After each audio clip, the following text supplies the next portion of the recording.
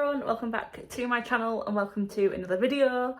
In this video I'll be going through my, at the moment, TBR for the Read Your Bookshelf Challenge created by Chantel. Chantel reads all day. I will link her channel down below. I really like this challenge just because the prompts follow each other month by month and I think they're quite different prompts than what you normally see. So yeah, like I said, this is my TBR for now.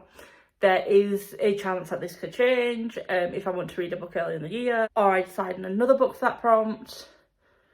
Let's see what happens. So the prompt for January is to read a book that starts with A or the, and for this one I went with A Psalm of Storms and Silence by Roseanne A. Brown. This is a sequel to A Song of Wraith and Ruin. I'm going to be honest, I can't remember a lot of what happened in A Song of Wraith and Ruin just because it's been such a while since I've read it.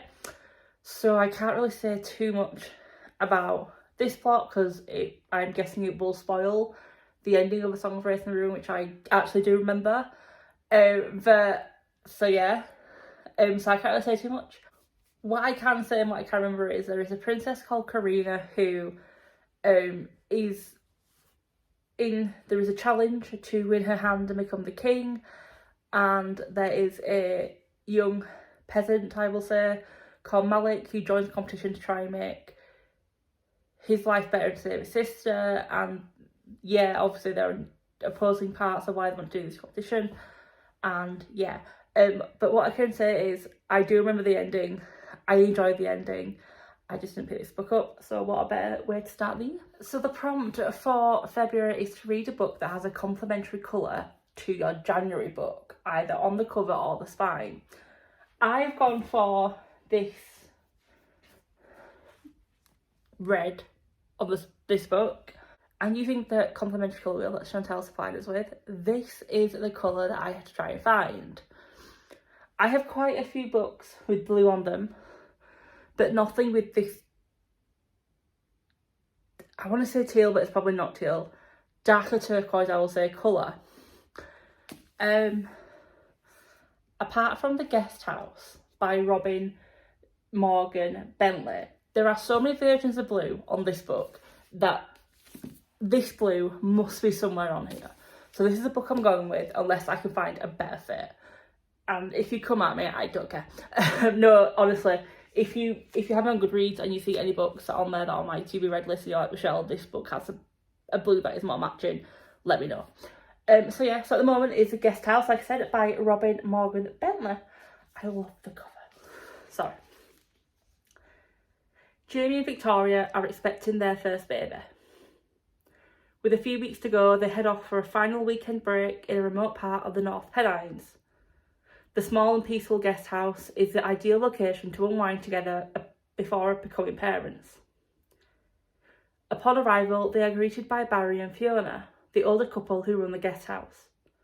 They cook them dinner and show them to their room before retreating to bed themselves. The next morning, Jamie and Victoria wait to find the house deserted. Barry and Fiona are nowhere to be seen. All the doors are locked. Both their mobile phones and car keys have disappeared. Even though it's a few weeks early, Victoria knows the contractions are starting.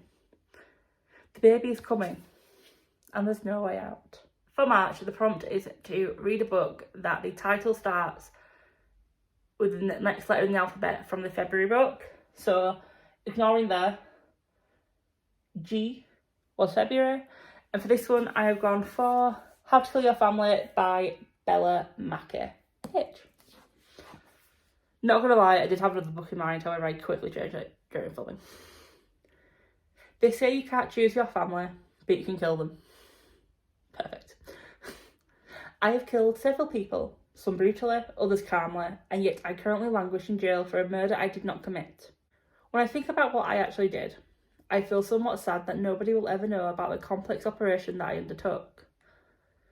Getting away with it is highly preferable, of course, but perhaps when I'm long gone, someone will open an old safe and find this confession. The public would reel. After all, almost nobody else in the world can possibly understand that how someone, by the tender age of 28, can have killed 6 members of her family. And then happily carried on with the rest of her life, Never to regret a thing. For April, the prompt is to read a different genre from March, and for this one I've gone for The Dragon's Promise by Elizabeth Lim, the sequel to Six Crimson Cranes. So I can't read a synopsis, but I thoroughly enjoyed Six Crimson Cranes, so I'm looking forward to reading this one. And I can't read a synopsis for Six Crimson Cranes because my iPad is on charge.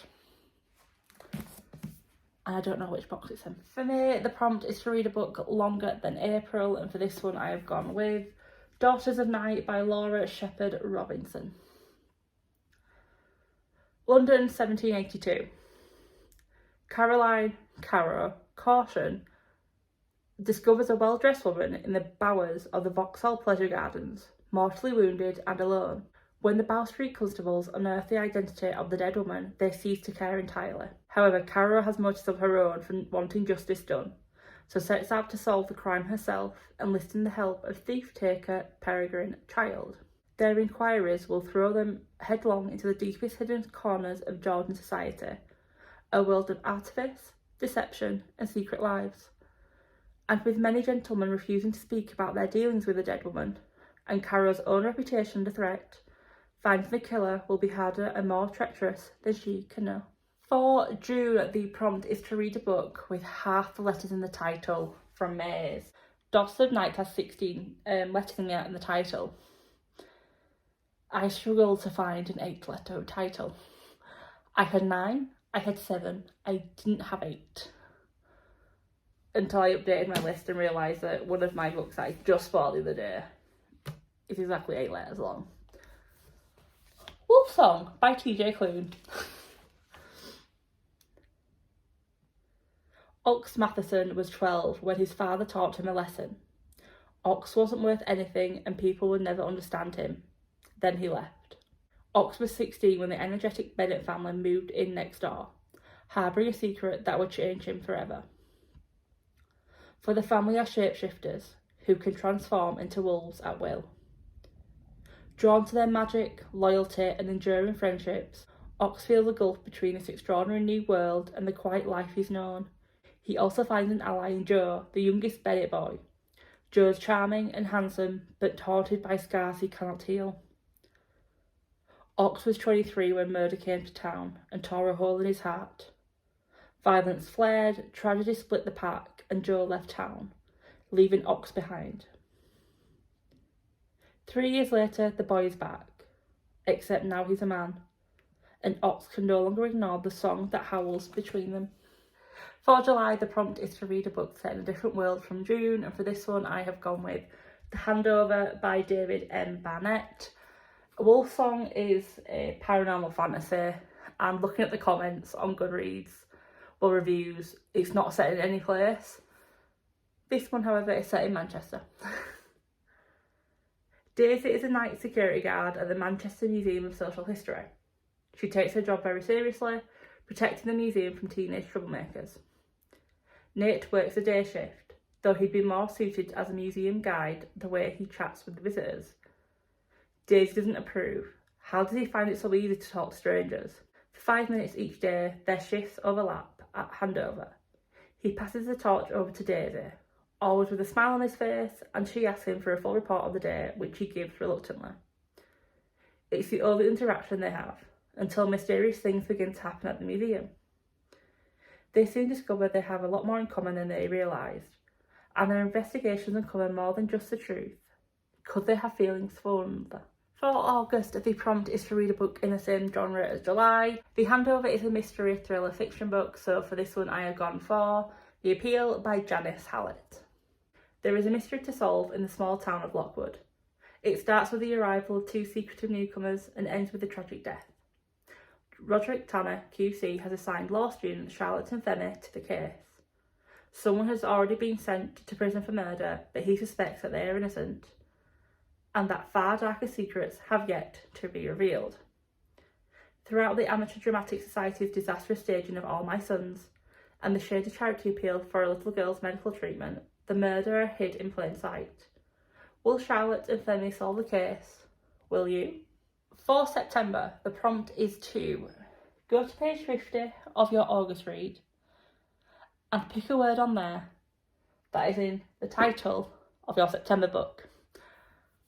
At the moment, I have gone easy and picked the, and I have selected The House of Fortune by Jessie Burton. You really can't, there you go, The House of Fortune. In the golden city of Amsterdam, in 1705, Thea Brandt is turning 18 and she is ready to welcome adulthood with open arms. At the city's theatre, Walter, the love of her life, awaits her, but at home in the house on the Herrengracht, all is not well. Her father Otto and Aunt Nella argue endlessly, and the Brandt family are selling their furniture in order to eat. On Thea's birthday, also the day that her mother, Marion, died, the secrets from the past begin to overwhelm the present. Nella is desperate to save the family and maintain appearances, to find Thea a husband who will guarantee her future, and when they receive an invitation to Amsterdam's most exclusive ball, she is overjoyed. Perhaps this will set their fortunes straight. And indeed, the ball does set things spinning. New figures enter their life, promising new futures. But their fates are still unclear. And when Nella feels a strange prickling sensation in the back of her neck, she remembers a miniaturist who entered her life and toyed with her fortunes 18 years ago. Perhaps now she has returned for her. For October, the prompt is to read a book that starts with the first letter of the last author's name, last name even, Jessie Burton's, that's B. And for this one, I have selected Blood Scion by Deborah Farley. 15-year-old Sloane can incinerate an enemy at will. She's a scion, a descendant of the ancient Orisha gods. But under the brutal rule of the Lucis, her identity means her death. Her mother knew as much. She disappeared, trying to hide Sloane's truth. Sloane too has hidden her abilities, but on her 15th birthday, she is conscripted into the Lucis army. Once taken, Sloane must not only conceal her power, but overcome the bloody challenges of Lucis training. But if she could infiltrate the Lucis, she could destroy her enemies. The people who think of her as less than human. The overlords responsible for her mother's disappearance. Sloane rises through the ranks and gains strength, but in doing so risks something greater. Losing herself entirely and becoming the very monster she abhors. For November, the prompt is to read a book in a different time period from October. Blood Scion is a fantasy that I don't believe is set in any time period. But to be safe, I've gone with the book that mentions someone being trained by Florence Nightingale. So it's quite a few years back. And that one is The Wonder by Emma Donoghue. Lib Wright, a young English nurse, arrives in an impoverished Irish village on a strange mission. 11-year-old Anna O'Donnell is said to have eaten nothing for months but appears to be thriving miraculously. With tourists thronging to see the child and the press sowing doubt, the baffled community looks to an outsider to bring the facts to light. Lib's job is simple, to watch the girl and uncover the truth. An educated skeptic, trained by the legendary Florence Nightingale and repelled by what she sees as ignorance and superstition, Lib expects to expose the facts as a hoax right away. But as she gets to know the girl, over the long days they spend together, Lib becomes more and more unsure. Is Anna a fraud or a living wonder? Or is something more sinister unfolding right before Lib's eyes? A tragedy in which she herself is playing a part. And for December, the prompt is to read a book within 20 pages of November's book. The Wonder has 391 pages. The Wages of Sin has 390. Sorry for the bed. So it's within 20 pages. Training to become a doctor is never easy, but what if it was Edinburgh in 1892? You were a woman, and one of your female patients turned up on the slab, clearly murdered, and no one else cared. To find justice, Sarah Gilchrist must enter Edinburgh's murky underworld, though it will take all of her courage and cunning to emerge unscathed. And there you have my current TBR for the Read Your Bookshelf Challenge. There are a few on there where I actually want to read them earlier in the month that they're actually in. So this TBR could change. Will I do a comparison at the end of the year? Probably not. But let's see. Like I said earlier, if you have me on Goodreads and you have seen on my TBR shelf, that there are other books that you think I would love more for the prompts or would suit prompts better, let me know, because I will obviously change if I'm wrong. But that is the end of this video. If you like this video, please give it a like. If you are new to my channel and you haven't subscribed yet, please consider doing so. If you don't want to, not a problem. But until the next time, bye.